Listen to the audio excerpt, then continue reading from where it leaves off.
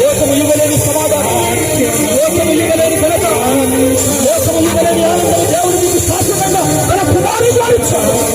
ఆయన రావడంతో మనకు శాశ్వతమైన ఆనందం, ఆయన రావడంతో మనకు శాశ్వతమైన రక్షణ.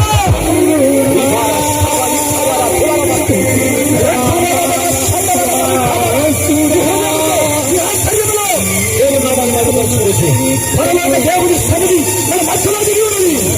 రేపటికు దేవుడు మన ఆలయంలో దిగి ఉన్నాడు. అగ్ని నలుగురు అగ్ని కుర్రములతో ఉన్నాడు. మన దేవుడు మన ప్రాకారం కట్టి ఉన్నాడు.